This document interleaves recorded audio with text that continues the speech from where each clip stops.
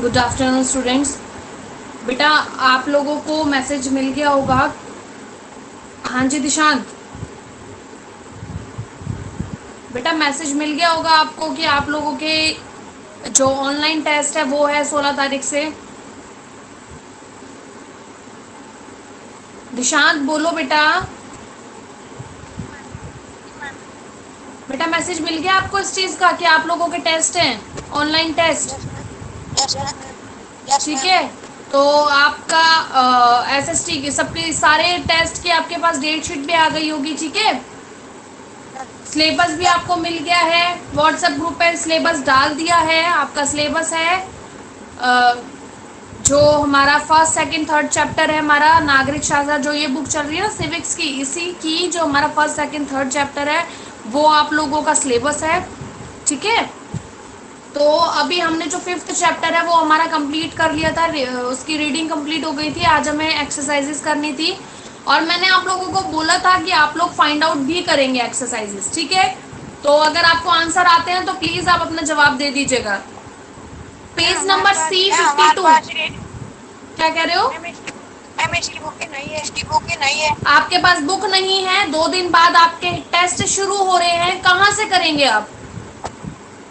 पापा पापा लेके लेके आएंगे कल। 2 दिन बाद आपके टेस्ट स्टार्ट हो रहे हैं। 19 जून को आपका एसएसटी का टेस्ट है, आप एग्जाम दे देंगे। अपनी नोटबुक पेन लेके आइए और अपना लिखना शुरू करिए आंसर्स। फिर आपका जब आ जाएगी बुक, जब आप उसको फिल कर लीजिएगा। पेज नंबर C52 पर है बेटा। फर्स्ट क्वेश्चन है जो बहुविकल्पीय प्रश्न मतलब कि एमसीक्यूज होते हैं बेटा, वो है। फर्स्ट क्वेश्चन है आपका, उच्च न्यायालय के मुख्य न्यायाधीशों और अन्य न्यायाधीशों की नियुक्ति निम्नलिखित में से किसके द्वारा की जाती है? बेटा इसका आंसर आएगा थर्ड। थर्ड ऑप्शन है जो भारत के राष्ट्रपति के द्वारा की जाती है। ठीक है,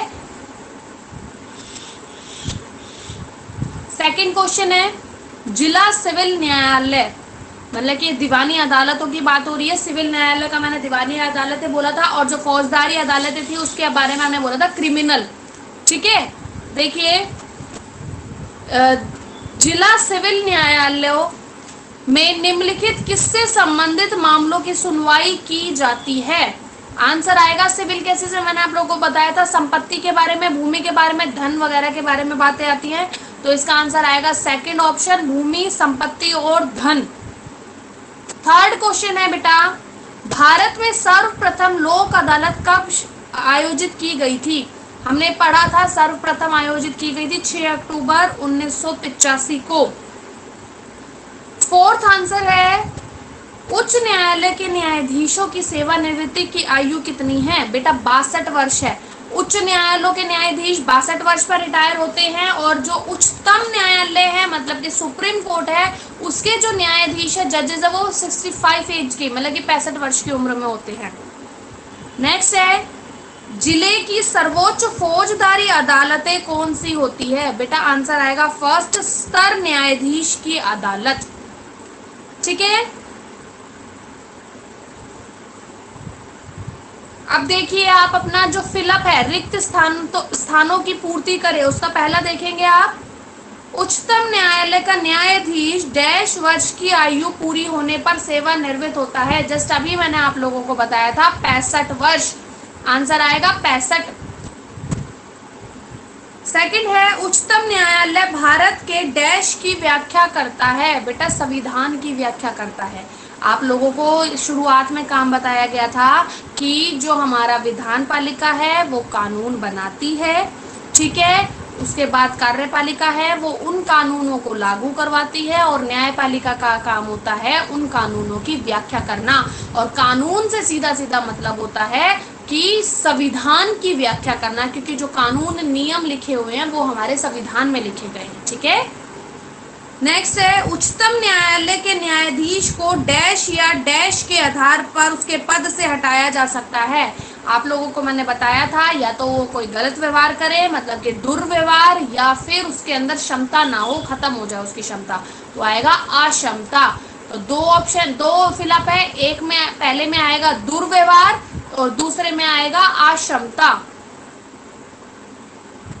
फोर्थ है, किसी के भारत के किसी भी उच्च न्यायालय में कम से कम डैश वर्ष तक वकालत करने वाला व्यक्ति उच्चतम न्यायालय का न्यायाधीश नियुक्त होता है।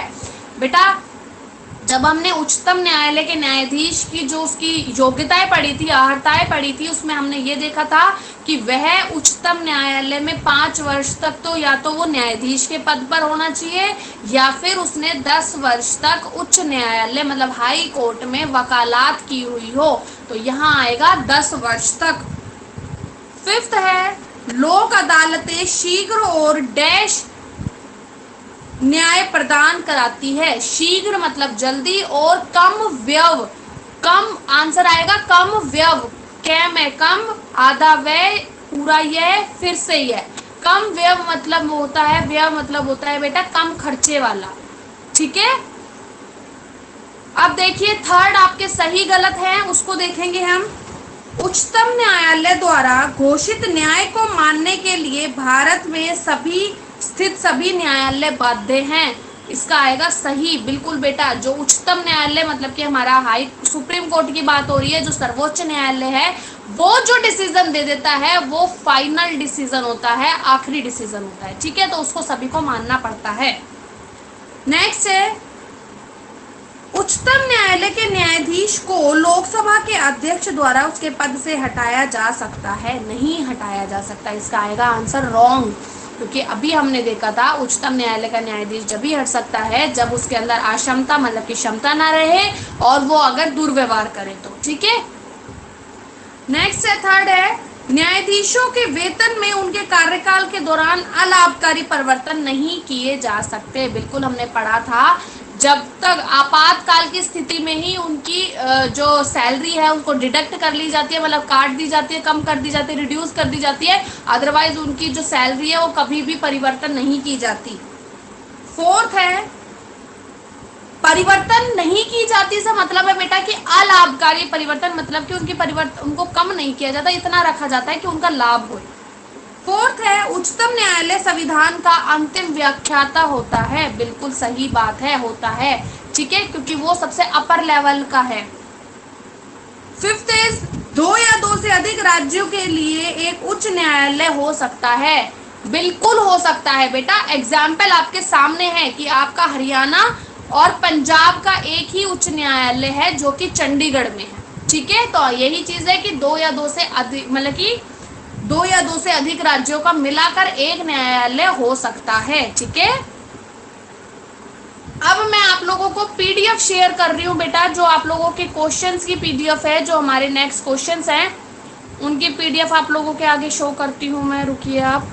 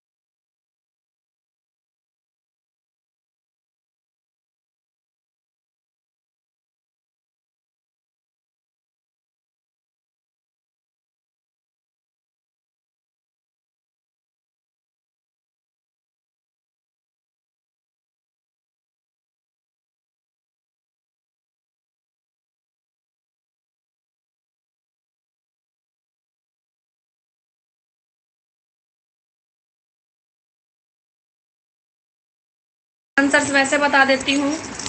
आप लोगों के जो पीडीएफ है वो आप लोगों की शो नहीं हो रही है, बट मैंने आप लोगों को जो पीडीएफ का लिंक है वो आप लोगों की जो स्कूल ऐप है उस पर मैंने सेंड कर दिया है। आप लोग वहाँ से अपने क्वेश्चन आंसर्स लेंगे और अपने नोटबुक में लिखेंगे, ठीक है। देखिए फर्स्ट क्वेश्चन, जो फोर्थ क्वेश्चन है C53 पेज पे देखिए, निम्नलिखित प्रश्नों के संक्षिप्त में उत्तर दे। पहला क्वेश्चन है आपका इसमें, भारत की सर्वोच्च न्यायिक संस्था का नाम बताए। सर्वोच्च न्यायिक संस्था का मतलब बेटा सबसे बड़ी। तो दिशांत आप बता सकते हैं सबसे बड़ी न्यायिक संस्था कौन सी है? दिशांत बेटा अनम्यूट करो और मेरे को जवाब दो। सबसे अपर लेवल की जो न्यायिक संस्था है वो कौन सी है? सबसे अपर लेवल की। दिशांत आपको सुनाई नहीं दे रहा बेटा? मैंने बोला है अपना माइक ऑन करो और बोलो बेटा। सबसे अपर लेवल की, सबसे ऊपरी सदन, जो सबसे सर्वोच्च न्यायिक संस्था है उसका क्या नाम है? उसको क्या बोलते हैं?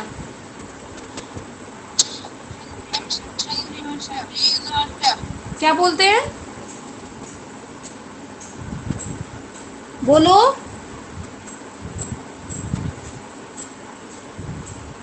बेटा जो सबसे ऊपरी, सबसे सर्वोच्च न्यायिक संस्था है उसका नाम होता है उच्चतम न्यायालय, ठीक है।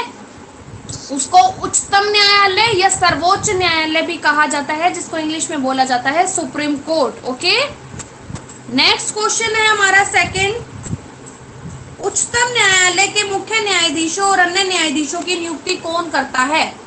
आंसर है राष्ट्रपति के द्वारा उच्चतम न्यायालय के मुख्य न्यायाधीश की और अन्य न्यायाधीशों की नियुक्ति मुख्य न्यायाधीश के परामर्श से की जाती है। मतलब जो राष्ट्रपति है वो सबसे पहले नियुक्ति करता है मुख्य न्यायाधीश की, और जो अन्य न्यायाधीश होते हैं उनकी नियुक्ति वो मुख्य न्यायाधीश की सलाह लेकर करता है, ठीक है।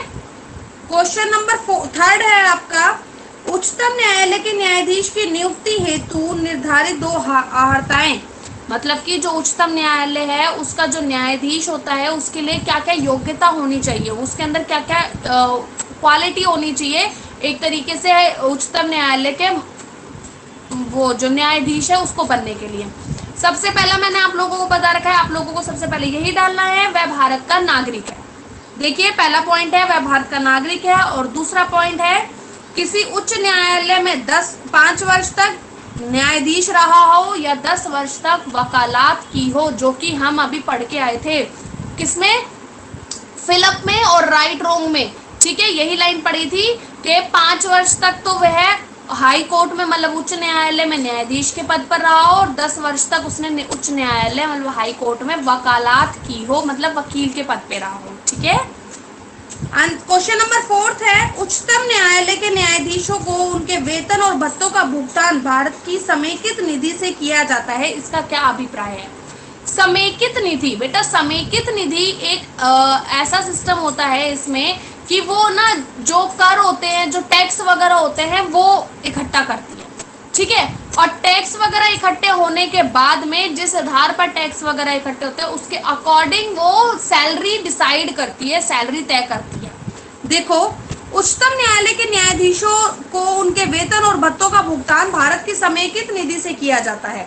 इसका अभिप्राय है कि यह वेतन संसद द्वारा निर्धारित है, जो भारत सरकार कर वसूल के द्वारा तय की जाती है। वही चीज है, मतलब कि जो न्यायाधीश है, न्यायाधीशों की सैलरी है वो संसद के द्वारा तय होती है, क्योंकि संसद के द्वारा ही समेकित निधि बनाई जाती है, ठीक है। समेकित निधि का मतलब ऐसा डिपार्टमेंट जो कि टैक्सेस को श्योर करता है कि किस पर कितना टैक्स लगेगा, कैसे क्या सिस्टम बैठेगा, ठीक है। और उन टैक्सों के थ्रू ही सैलरी डिसाइड की जाती है, आय डिसाइड की जाती है, ठीक है। फिफ्थ क्वेश्चन है, किन्हीं 2 मामलों का उल्लेख करें जिन्हें उच्चतम न्यायालयों में अपील की जा सकती है। बेटा कुछ केसेस होते हैं जो डायरेक्ट उच्चतम न्यायालय मतलब कि सुप्रीम कोर्ट में चले जाते हैं, लेकिन जो मोस्टली केसेस होते हैं ना वो अपील के होते हैं।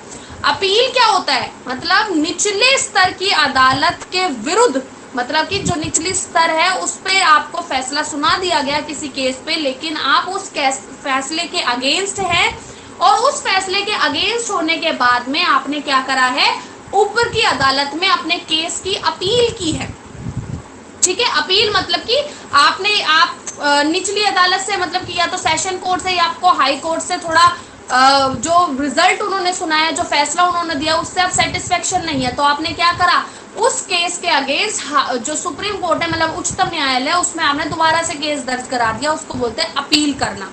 ठीक है। तो कुछ कुछ चीजें होती है जिसमें हम अपील कर सकते हैं, लेकिन कुछ ऐसे भी होते हैं क्षेत्राधिकार जिसमें हम डायरेक्ट उनको बोल सकते हैं इन चीजों को लेकर। ठीक है, केस डायरेक्ट भी डाल सकते हैं। तो देखो, पहला है संवैधानिक मामले। संवैधानिक मामलों के बारे में बेटा मैंने आप लोगों को बताया था, ये वे मामले होते हैं जिन मामलों में जो ये संविधान का कोई उल्लंघन कर रहा होता है या आपके मौलिक अधिकारों को कोई छीनता है। ठीक है, तो उनके अगेंस्ट जो वो केसेस किए जाते हैं उनको बोला जाता है संवैधानिक केसेस, मतलब संवैधानिक मामले या मुकदमे। देखो, संविधान की व्याख्या से संबंधित मामलों में उच्चतम न्यायालयों का मत अंतिम एवं निर्णायक होता है। किसी उच्चतम न्यायालय के निर्णय के बाद पीड़ित पक्ष राहत प्राप्त करने के लिए उच्चतम न्यायालय में अपील करता है। सीधी सीधी बात है, संवैधानिक मामलों से अर्थ आप समझ चुके होंगे कि ऐसा न्यायालय, ऐसा मामला, ऐसा केस जिसमें संविधान का उल्लंघन हो रहा है। ठीक है, अब किसी व्यक्ति के साथ में उसके मौलिक अधिकार छीने जाएंगे। उसने केस डाला किसमें, हाई कोर्ट में, मतलब उच्च न्यायालय में, लेकिन उसने उच्च न्यायालय ने जो फैसला सुनाया वो फैसले से सेटिस्फेक्शन नहीं मिली। ठीक है, उस फैसले से हमें सेटिस्फेक्शन नहीं मिली, हमें ये लग रहा है कि ये फैसला गलत सुनाया है, तो क्या करेंगे, उस फैसले के तहत हमें राहत मिलनी चाहिए, इसीलिए हम अपने दिल की तसल्ली के लिए उस केस को दोबारा सुप्रीम कोर्ट में पेश कर देंगे, तो वो होता है अपील करना। ठीक है, नेक्स्ट है दीवानी मामले। दीवानी मामले होते हैं बेटा सिविल केसेस। ठीक है, जो अभी हम पढ़ के आए हैं, जैसे कि धन संपत्ति, ठीक है, इनके बारे में। देखो, दीवानी मामलों में उच्चतम न्यायालयों में अपील की जा सकती है जब उच्च न्यायालय यह प्रमाणित कर दे कि उस मामले का निर्णय उच्चतम न्यायालय द्वारा किया जाना ही आवश्यक है। मतलब कि कुछ ऐसे केसेस होते हैं जब हमने हाई कोर्ट में डाला, ठीक है, हमारे दीवानी मामले मतलब हमारे सिविल केसेस हमने हाई कोर्ट में डाल दिए बेटा। हाई कोर्ट में डालने के बाद में हाई कोर्ट की तरफ से ये फैसला लिया जाता है कि ये जो केस है वो हमारे अंडर लड़ा ही नहीं जा सकता, ये केस बहुत ज्यादा बड़ा है और इस केस के लिए उच्चतम न्यायालय मतलब कि जो सुप्रीम कोर्ट है उसी का फैसला पहले आगे रखा जाएगा। वो जो फैसला देगा उसी फैसले के तहत सारी बातें रखी जाएगी। इसलिए कुछ केसेस ऐसे भी होते हैं बेटा जिसमें हाई कोर्ट मतलब कि उच्च न्यायालय के द्वारा आगे भेजी जाती है, उसको भी अपील कहते हैं। मतलब कि एक अपील होती है जो जनता करती है, ठीक है, अपने अपने केसेस को लेके, लेकिन बेटा कुछ अपील होती है जो कि उच्च न्यायालय के द्वारा सर्वोच्च न्यायालय में की जाती है। ठीक है, वो ऑटोमेटिक ट्रांसफर कर देते हैं। ठीक है, 6th क्वेश्चन है बेटा आपका, उच्च न्यायालय के न्यायाधीश का कार्यकाल कितने वर्ष का होता है? बेटा उच्च न्यायालय के न्यायाधीश है वो 62 वर्ष तक अपने पद पर रहता है, जो कि हम करके आए हैं अभी फिलिप में। ठीक है, अब देखिए 5th क्वेश्चन है आपका। 5th क्वेश्चन का फर्स्ट क्वेश्चन है बेटा, ऐसे किन्हीं दो मामलों का उल्लेख कीजिए जिनमें उच्चतम न्यायालय अपने मौलिक क्षेत्राधिकार का प्रयोग करता है। मतलब कि ऐसे दो मामले बताने हैं जहां पर जो अपना उच्चतम न्यायालय मतलब सुप्रीम कोर्ट है वो अपने मौलिक अधिकारों का प्रयोग कर रहा है। पहला देखो, पहला पॉइंट है, ऐसे विवाद जिनमें एक और भारत सरकार हो तथा दूसरी ओर एक अथवा अधिक राज्य हो। मतलब कि वो केसेस जो कि या तो डायरेक्ट गवर्नमेंट के अगेंस्ट हो, मतलब कि ऐसा होता है ना, किसी व्यक्ति का नाम होता है उसके वर्सेस में गवर्नमेंट का स्टेट ऑफ गवर्नमेंट लगा, स्टेट ऑफ इंडिया ऐसा कुछ करके लगा देते, यूनियन, स्टेट ऑफ यूनियन। तो बेटा ऐसे ऐसे केसेस होते हैं कुछ जो कि डायरेक्ट गवर्नमेंट के अगेंस्ट होते हैं, और ऐसे कुछ केसेस होते हैं जो कि एक राज्य दूसरे राज्य पे करता है या एक राज्य सेंटर की गवर्नमेंट मतलब संघ की गवर्नमेंट पे कर रही है, सरकार पर कर रही है। तो ये कुछ ऐसे केसेस होते हैं जो डायरेक्ट मतलब कि वो किसी राज्य या उच्च न्यायालय में जा ही नहीं सकते, वो डायरेक्ट जाएंगे हमारे सेंटर के न्यायालय मतलब कि सुप्रीम कोर्ट, और उसको हिंदी में बोलते हैं सर्वोच्च न्यायालय या उच्चतम न्यायालय। सेकंड है इसका, ऐसे मामले जो संविधान की व्याख्या से संबंधित हो। बेटा मतलब कि जो संविधान की व्याख्या से संबंधित मतलब कि संविधान की व्याख्या करने वाले जो केसेस होते हैं, मतलब कि वो वाले केसेस जिसमें किसी व्यक्ति के साथ वो उसके मौलिक अधिकार छीन लिए जाते हैं, या फिर ऐसे जो संविधान का उल्लंघन करता है कोई व्यक्ति, या फिर कोई किसी कानून के बारे में डेफिनेशन देनी है, समझाना है तो या चेंज करना है, तो वो वाले सारे कानून, वो वाले सारे केसेस भी बेटा जो हमारे सुप्रीम कोर्ट मतलब कि उच्चतम न्यायालय है उन्हीं के पास जाते हैं। ठीक है, संविधान की व्याख्या करने का अधिकार तो बेटा उच्च न्यायालय मतलब हाई कोर्ट को भी है, लेकिन जो मेन डिसीजन माना जाता है वो सर्वोच्च न्यायालय मतलब कि उच्चतम न्यायालय जिसका नाम है, और इंग्लिश में बोला जाता है उसको सुप्रीम कोर्ट, उन्हीं के पास जाता है। समझ आ गया दिशांत? दिशांत समझ आ गया? बेटा नोटबुक कितनी कंप्लीट है आपकी?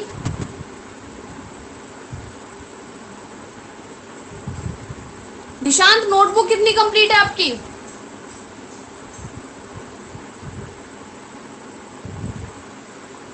लीव हो चुका है दिशांत इस टाइम पे, क्योंकि उससे उसके नोटबुक के बारे में पूछ लिया गया है। तो ठीक है बेटा, आज के लिए हम इतना ही करेंगे। नेक्स्ट जो भी हम क्वेश्चन आंसर्स करेंगे वो हम कल की क्लास में करेंगे। प्लस बेटा आप लोगों क्या जो क्वेश्चंस बच रहे हैं 6 क्वेश्चंस वो मैं आप लोगों को कल सेंड कर दूंगी। कल मैं आप लोगों को उसके मीनिंग समझा दूंगी। प्लस आप लोगों को पता है आप लोगों के सॉरी ऑनलाइन टेस्ट, जो फर्स्ट ऑनलाइन टेस्ट है वो स्टार्ट हो रहे हैं 16 जून से, मतलब परसों से। और आप लोगों का सिलेबस है first second, I think first second chapter है, फर्स्ट सेकंड थर्ड चैप्टर है, वो मैंने व्हाट्सएप ग्रुप में डाल दिया है। ठीक है, तो वहां से आप लोग देख लीजिएगा। फर्स्ट सेकंड है, आई थिंक फर्स्ट सेकंड और थर्ड है अब शायद। ठीक है, तो वो चैप्टर्स है हमारे इसी बुक के मतलब कि नागरिक शास्त्र के ही, तो आप लोग वहां से कर लीजिए, देख लीजिएगा। और आप लोगों का टेस्ट है 19 जून को, मतलब 19 जून को। तो आप लोग प्लीज़ अपनी तैयारी करिए, क्योंकि इसमें ऑब्जेक्टिव क्वेश्चंस आएंगे, मतलब कि जो टिक द करेक्ट वाले होते हैं वो वाले क्वेश्चंस आएंगे। तो प्लीज़ आप लोग प्रिपेयर रहिए, ज़्यादा से ज़्यादा अपने चैप्टर्स रीड करिए, क्योंकि जो इन बिटवीन क्वेश्चन होते हैं उसी से MCQs बनते हैं। ठीक है, आप लोगों को पता है आप लोगों की बुक में जो पर चैप्टर में 5 या 6 क्वेश्चन दिए हुए हैं, तो बेटा इतने सारे क्वेश्चन हम कहाँ से बनाएंगे, हम चैप्टर के बीच में से बनाएंगे ना। तो इसीलिए आप ज़्यादा से ज़्यादा अपना चैप्टर रीड करिए और अपनी टेक्स्ट की प्रिपेयर करिए। ठीक है, ओके, थैंक यू।